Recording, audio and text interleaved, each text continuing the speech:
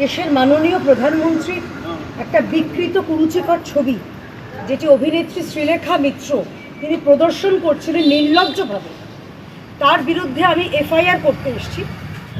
অবিলম্বে থেকে গ্রেপ্তার করতে হবে এবং এদেরকে সমুচিত শিক্ষা, যেরকম আমরা দেখেছি আমাদের মাননীয় মুখ্যমন্ত্রী শুভেন্দু অধিকারী মহাশয় যারা আপনাদের সাংবাদিকদের উপর যারা নিগ্রহ করেছে, ইতিমধ্যে 11 জনকে গ্রেপ্তার করা হয়েছে। সেই রকমই অনুরোধ জানাবো পুলিশকে যে যারা এরকম বিকৃত ছবি সোশ্যাল মিডিয়ায় শেয়ার করেছে, সেদিন প্রদর্শনের নাম করে দেশের প্রধানমন্ত্রীকে অপমান করেছে, এগুলো বরদাস্ত করা যাবে না। অনেক বাদরামি করেছে, এবার এদের সমুচিত শিক্ষা দিতে হবে। এবং আমি অনুরোধ করব আমাদের সমস্ত কার্যকর্তারা যারা, শুধু তাই নয়, আমি এটা রাজনৈতিক দলের কর্মী হিসেবে নয়, পশ্চিমবঙ্গবাসী আমি, আমার ভারতবাসী আমি, আমার দেশের প্রধানমন্ত্রীকে এরকমভাবে বিকৃত একটা ছবি দিয়ে, এবং সবথেকে লজ্জা হচ্ছে এরকম নোংরা একটা হাসি। উনি ভাবলেন কি না কি করে ফেলেছেন, কত বড় তালেবর, কত বড় যা করেছেন, সেইটা বিরুদ্ধে এবার কিন্তু একটা শাস্তি পাওয়ার প্রয়োজন বলে আমি একেবারেই গ্রেপ্তার, তাকে অবিলম্বে গ্রেপ্তার করতে হবে। তা না হলে আমরা নিশ্চয়ই আদালতে যাব। আমি আশা করব, যেহেতু আমাদের মাননীয় মুখ্যমন্ত্রী তথা পুলিশ মন্ত্রী তিনি এই বিষয়ে যে জিরো টলারেন্স নীতি যেটা নিয়েছেন, আশা করছি ম্যাডাম শ্রীলেখা মিত্র অচিরে টের পেয়ে যাবেন যে এইসব মাদ্রামি করার দিন শেষ হবে। যতক্ষণ পর্যন্ত যতগুলো এফআইআর হবে এবং ততক্ষণ পর্যন্ত শ্রীলেখা মিত্রকে এবার সমুচিত জবাব দিতেই হবে, কারণ বড্ড এদের মাদ্রামি বেড়ে গেছে। বারুইপুরের কাণ্ডে আপনার মনে আছে যে এনার যে ভূমিকা ছিল, কি কি করেছেন, কি কাণ্ড কারখানা করেছেন। এরপর এই যতক্ষণ পর্যন্ত এদেরকে এই মাদ্রামি বন্ধ করা না হবে, ততক্ষণ পর্যন্ত এই ভামপন্থীগুলো এইরকমই ভামগিরি চালিয়ে যাবে। জানি 2026-এর 4ঠা মের পরে এদের ফ্রাস্ট্রেশনের মাত্রাটা একটু বেড়ে গেছে, কিন্তু মাত্রাটা এবার কমিয়ে সঠিক লেভেলে আনা। শ্রীলেখা মিত্রের বিরুদ্ধে এর আগে অভিযোগ উঠছে, বারুইপুরের ঘটনায় কার্যত উস্কানির অভিযোগ উঠেছে তার বিরুদ্ধে, আবারও তার বিরুদ্ধে অভিযোগ আপনি? দেখুন, আসলে এটা ফ্রাস্ট্রেশন তো 2026-এর 4ঠা মের পরে এদের ফ্রাস্ট্রেশনের লেভেলটা একটু বেড়ে গেছে। তাই কখনো বারুইপুরে যেরকম লায়েক আলী তার যেরকম খুব লায়েক হয়ে উঠেছিল, শ্রীলেখা মিত্রের বিরুদ্ধে এরা তো প্রচণ্ড ফ্রাস্ট্রেটেড। সেই ট্রিটমেন্টই দেওয়া হবে যেটা ওনাদের প্রয়োজন।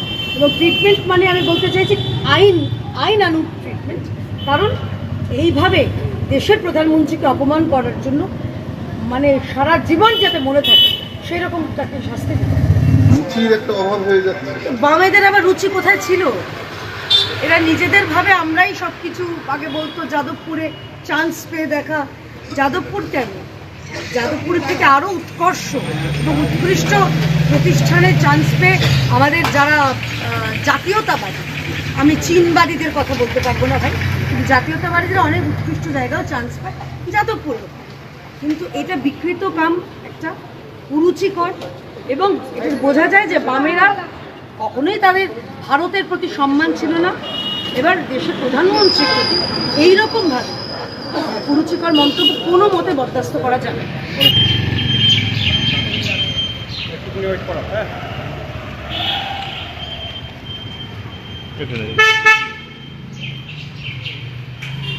এবং আপনাদের কাছে অনুরোধ, যত শিগগিরই সম্ভব শ্রীলেখা মিত্রকে গ্রেপ্তার বা পদক্ষেপ করতে হবে। এফআইআরটা আপনাদের গ্রহণ করুন, অন্য কপি চলছে স্যার, এটা রিসিভ করে দিতে হবে, কারণ দেশের প্রধানমন্ত্রী। হ্যাঁ নিশ্চয়ই, প্লিজ।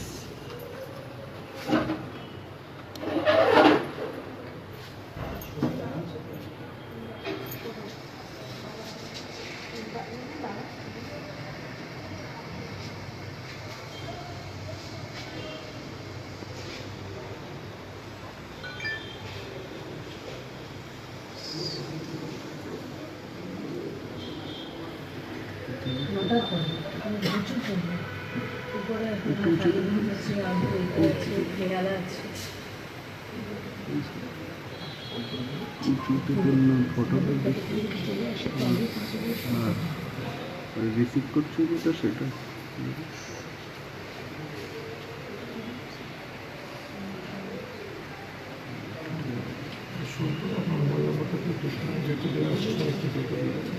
Thank you.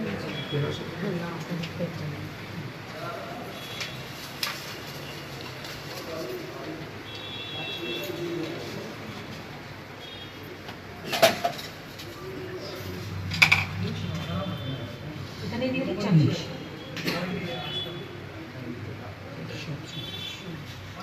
এখন ঠিক এটা আর উইকনেস 3-4 জন উইকনেসের নাম তো আমি ইয়ে ডিটেলস এগুলো